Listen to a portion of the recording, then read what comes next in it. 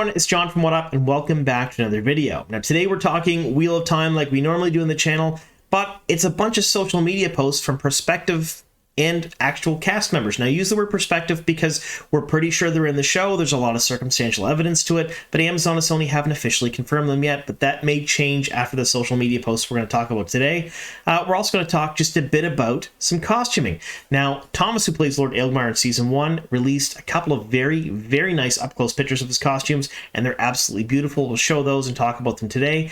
And then we're going to talk just a bit about a leaked video. Yes, this leaked video I've talked about before in the channel, although recently this video got leaked to Instagram and it had an extended scene in it. So it was another maybe 10 or 15 seconds of a battle that we're going to talk just a bit about today. Now, if you're new to the channel and you don't know what we do here, we talk about Wheel of Time show news. So anything and everything to do with Wheel of Time, that's what we cover here. So if you like that sort of thing, make sure you subscribe to the channel, click that notification bell, and like the video, of course. Now, before we get into the rest of the news, I do have to give a slight spoiler warning because we're going to talk about certain elements of Season 1 and Season 2 of the Wheel of Time show. So, spoiler warning, if you have not read at least the first 3 books of Robert Jordan's Wheel of Time series, that's The Eye of the World, The Great Hunt, and The Dragon Reborn, and you have not seen the first season of the Sony and Amazon Wheel of Time show, be forewarned, I will ruin minor plot points and character arcs from all of that.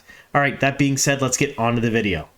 Alright, so we're going to start off by talking about Adrian Boucher. Now, Adrian Boucher is a leaked cast member. WhatSeries.com did an article on a few leaked cast members not too long ago, and I've left links to those articles down below in the description box. So again, if you guys want to check them out, they are from a few weeks ago. So there's very strong circumstantial evidence surrounding the fact that Adrian's in the show, but nothing official from Sony or Amazon. Now, I thought this particular post on social media was interesting because it may not even be talking about Wheel of Time. It may not be talking about anything to do with Wheel of Time, but I thought it was pretty interesting because he wrote It's been an odyssey, but it wasn't going to last forever, and when the big dogs pick you to run with them for a bit, you have to get your hair cut. The old look is once again the new look. So, I mean, I've seen a lot of pictures of him online on IMDb and stuff where he had longer hair and he was a little more unkempt, and then you have the clean-cut pictures of him.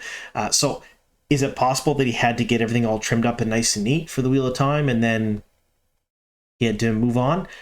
I don't know. I just thought it was a very neat post, and I wanted to share this with you folks because I thought it was, kind of interesting. Now, we're going to talk a little bit about Thomas. Now, Thomas plays Lord Aelgmar in the series. He appeared in episodes 7 and 8 of the first season, and his fate is pretty much up in the air. It looked like he was killed at the end of it, but we know in the book series that didn't happen. Big change from the books there, so we're not entirely sure if Thomas will be coming back in a later season or not, but he did actually mention a few things on Twitter. He's a little bit new to Twitter. If you folks want to follow him, I'll leave a link to his Twitter down below in the description box for those of you that have Twitter. He does interact with fans quite a bit on there, but he did give some close-ups of his costume. Now, this is the Black Hawk, Lord Aelgmar's sigil, and this is on the back of his costume, and then you get in right close around the eye and see all the really intricate, very nice, really amazing beadwork. I thought it was pretty neat to see, and I thought it was really cool that Tom shared that with us. And again, really, really, really intricate costumes and designs. I know I say this a lot, but the show is so pretty. I mean, the designs, everything looks amazing. It's definitely eye candy for me, and I like seeing stuff like this because I really like the behind the scenes, how they did things, and I like seeing stuff up close like this, not just after post-production and you get all the polish on it. This is really, really cool to see. So now we're going to talk about that leaked video. This is sort of a grainy still from it. A few folks haven't seen it. It was on Instagram for a bit. It made the rounds there and on Reddit and a few other places. It's been mostly pulled down a lot of different places. But I talked about this video not too long ago, and it basically showed a number of White Cloaks charging towards a fortress with what appeared to be a Seanchan soldier kind of running away in front of them. But this particular video that was just leaked, it showed a little bit more. So it showed them actually entering the fortress and then fighting a bunch of Seanchan inside. So they're on foot, on horses, they're running them down, they're fighting them with swords and stuff. So it does look like kind of an epic battle. Now, the interesting thing about this is right around the doorway, so the big portcullis and the giant door going into the fortress, there's 2 long blue-green type flags, and they have what I had said before previously appeared to be the flag of Alamoth with the white tree. I don't think that's the case. Geeky Area over at WhatSeries.com mentioned it a couple times, saying that it looks a lot more like a a version of what could be the Seanchan banner, which is the eagle with the lightning bolts and whatnot in it. Again, not really great quality in these videos.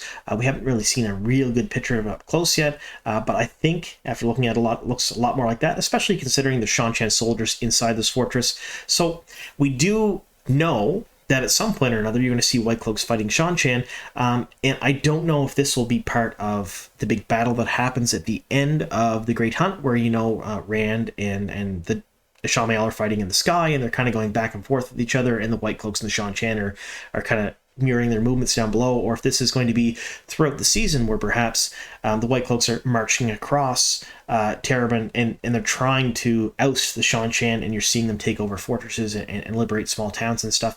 I have no idea, but I think it's going to be very interesting, because at the very least we're going to see a number of battles leading up to the big battle at the end in Falme, where the Seanchan and White Cloaks are fighting with each other. And I thought that was a nice little tidbit. So let me know in the comments down below how you folks think that's going to work out. Do you think we're going to see almost exactly the same thing mirrored at the end of the Great Hunt? Now remember, we already know there's going to be Aiel on the set as well at the same time as the White Cloaks and the Seanchan, as well as the Heroes of the Horn, and a few other people, because we've seen set pictures of that. We've seen leaked videos showcasing that. So we know that big battle Falme will have at least those major players there. But how do you think it's going to lead up to that? How do you think the White Cloaks are going to be introduced? Do you think they're going to be trying to bring stability to the area? Do you think they're going to be working under the guise of the light, but instead their dark friends are kind of using their movements to make things a little bit easier for the Seanchan, or other things that are going on, cause more chaos? I want to hear all about it. Let me know in the comments down below. Now, the last thing we're going to talk about is another potential cast member, and I'm only going to use that word with a grain of salt for another moment. All right, so now we're talking about Zelia Mendez-Jones. About 5 or 6 weeks ago, WatchSeries.com posted an article about prospective cast members for Season 2.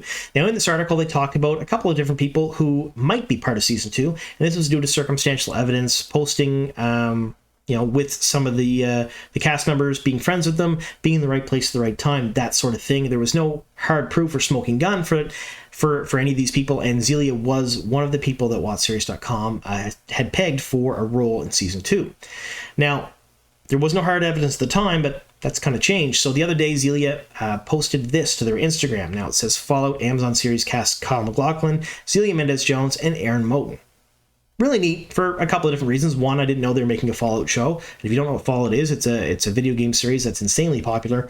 And I do know that Sony is looking to take a number of the titles on the PlayStation and turn them into streaming shows. So this must be one of those.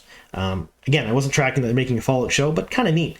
But not real interesting for Wheel of Time fans. Till you dig into the article. Now, the article states that Mendez-Jones completed their training at the Identity School of Acting in 2021. They will next be seen in the Netflix feature Havoc alongside Tom Hardy, Forrest Whitaker, and Timothy Oliphant. They will also have a reoccurring role in Season 2 of Sony and Amazon's Wheel of Time show. So, there you have it. 100% proof. And then Zelia did take this and post it into their story on Instagram and added the Wheel of Time and said, hey there, Wheel of Time folks. So, 100% Zelia is a reoccurring role in Season 2. Now, reoccurring role means that they will have more than a couple of lines. They will be back for a number of different episodes. They won't be a walk-on. They won't be a featured extra. They will be back more than once. And for clarification there, you're looking at Uno from the first season, played by Guy Roberts. That was described as a reoccurring role. So something like that. Now, there's a bunch of different roles that people are kind of, gravitating towards when Zelia is brought up in the Wheel of Time fandom, and the first one would be Suroth. Now, I don't think Zelia is Suroth, and for one reason only, is because I already have Jessica Boone pegged in my head as Suroth. If you don't know who she is, she's Guy Roberts' wife, and it was leaked that she was part of the production in Season 2 way back before Season 1 even aired, and she was spotted in and around Prague at the time with the sides of her head shaved, so she's definitely Seanchan blood. And I kind of think she'd be Suroth. She'd make a really good Suroth. But, again, we really don't know for sure. Second role that I've heard people talk about with Zelia is Fael. Now, I think they would make an excellent Fael. However, I really don't know if we're going to see Fael in the second season. It's entirely possible they'll save Fael for Season 3 because we're already introducing Elaine, we're already introducing Avienda, and a bunch of other new characters. And they may want to save some introductions for later seasons. And I don't know how centric to the plot Perrin will be in Season 2, so I don't know if he'll have a whole episode or two to meet Fael and sort of get together and travel the ways together and stuff. I have no idea. It'd be cool if we get to see that, because Fael is my second favorite character in the series behind Gawain, and I really do enjoy Perrin and Fail's relationship, but I don't know if we're going to see it in season 2. Now, the character that I really like for Xelia, the one I hope they play, is Galad. Now, as soon as I saw Xelia, the first thing that came to my mind was they would make an excellent Galad. I really hope they get cast as that character. There's absolutely no proof here, although I do know that Gowan and Galad are not amalgamated. They are 2 separate and distinct characters in the show, and they will both show up in season 2. And, you know, Xelia has interacted a little bit in and around the same time period as Jay Duffy, who is my favorite for Gowan right now. So I'm kind of thinking that maybe Xelia is Glad, but I really don't know. So let me know in the comments down below which character you think Xelia will play in the series, and how you think they'll fit in. All right, so now we're going to talk just a bit about costume design. Now, this was by costume designer and illustrator that's based in LA that worked on season 1 of the show with the lead costume designer, Isis Musidin, and I probably mispronounced that name. I do apologize if I did. But it's a really interesting post because they stated, I've never shared these before, partially because the final versions ended up looking very different on screen, but it was fun exploring these different looks of Seanchan culture, which is neat. So these are drawings. So when they mock up costumes and stuff, of course, they have to be drawn first from descriptions, and then they're taken from there. They probably go through, I have no idea, but I'm guessing they go through committees and people decide on how they're going to look, and a bunch of people have their hands on things and how they're changed and things like that. And then what we've seen on the screen for the last minute or so of the first season, when we saw the Seanchan, was certainly not what these mock-ups were, but I think I like these mock-ups better than what we've seen on screen. So the armor itself, beautiful, colorful, intricate, really cool looking. A lot of really neat aspects here. Maybe not quite as bug-like as I would like, but really, really, really very intricate and cool. But the things I really liked about these concept drawings were the dame and the sul'dam. So here we have the dame with, it's a turquoise collar, not silver, but it's just a collar. And then you have the sul'dam with a turquoise bracelet. Very neat, no leash between them. So not quite the same as in the book series, however, very different than what we saw on the screen. So what we see on the screen was a big, big gold collar covering most of the neck. I believe the mouthpiece, the gold mouthpiece, is probably part of the collar or something to do with the collar. And then we've seen the gold bracers on the sul'dam. But I think I really like these original designs better. They're much more muted, I guess you'd say. They're not quite as big and gaudy and in your face. I really like how these go, even though they're not the silver simple bracelet and collar that I thought of when I was reading the series. I do like these. So let me know in the comments down below, did you like what we saw on the screen? And to be fair, we didn't get a real close look at any of the armor, any of the people up close for more than a few seconds here and there. Or do you like these designs better? All right, we got 2 more things to go through here. The first one is about the Dialect coach, Naomi Joy Todd. This was recently added to their website, and I've left a link to it down below in the description box if you folks want to check it out. And it talks about working on the show and what they're responsible for, how they work with cast and crew, for pronunciations, for regional accents, for different things that the characters are going to be doing, keeping their voices warm, going through vocal warm-ups, things of that nature. But they also, and this is the really very neat part of this write-up, is they work with a creator in the deaf community to create a brand new language for the show. Now, to me, that means Maiden Handtalk. That's the first thing I thought of. That's the first thing I gravitated towards when I read that. And that's really very exciting. I personally have hearing loss, and I wear hearing aids because I've damaged my hearing through my job.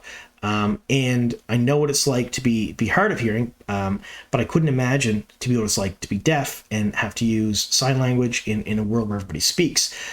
So I had speculated before, long before season 1 came out, that I'd hoped they would use American Sign Language or another established sign language as Maiden Handtalk. Now, it wouldn't be 100% the same. It wouldn't be exactly the same, but something very similar. And well, the show kind of went up me here, and they went ahead and they created a brand new language involving the deaf community, which is really, really very neat, really very cool. Again, I've left a link to this down below in the description box if you folks want to take a quick read of it. It's absolutely awesome, and I can't wait to see Avienda and some of the other maidens using it on screen. I think it's going to be absolutely stellar. Now, last thing I want to talk about is 2 disappointments. Well, a bunch of disappointments, really. But first one is LegoCon. So LegoCon was earlier this month. And some of you may know that the Wheel of Time official account on Instagram posted the LegoCon poster a few weeks prior to LegoCon, and it was only up for a short period of time before it got deleted, and everyone kind of lost their collective minds in the fandom, including myself, thinking, are we finally going to get some Wheel of Time merchandise? Are we going to get a Lego set? Are they going to announce it at LegoCon? Why else would they post this? Well, I watched the LegoCon stream. I'm not going to lie to you. It's a couple hours of my life I'll never get back. It was not enjoyable. I like Legos, but it was a hard watch. The presenters did their best. Let's put it that way, but I didn't enjoy it at all. And there was zero mention of Wheel of Time. In fact, the big reveal that they had was the new Avatar movies. So maybe, just maybe, that the person who runs the social media account for Wheel of Time also runs other social media accounts for other big properties and happened to kind of be logged into the wrong account when they posted something, which is sort of a big mistake because it riled up the fandom a little bit, because we have no official merch. None, absolutely whatsoever, unless you count those really expensive watches that are out there right now that I'm not a watch person, so I never got my hands on one. We know that there's jewelry and trinkets, so replica trinkets being made that are coming eventually at some point, and we know that Valerian Steele, who does the Game of Thrones replicas, are eventually at some point or another going to reveal some Wheel of Time stuff. In fact, I've been in contact with them, and they're talking weeks before the reveal of some of their Wheel of Time stuff, which is very neat. But other than those things that are coming that we still don't have out yet, the only merchandise that you can possibly get your hands on is the soundtrack.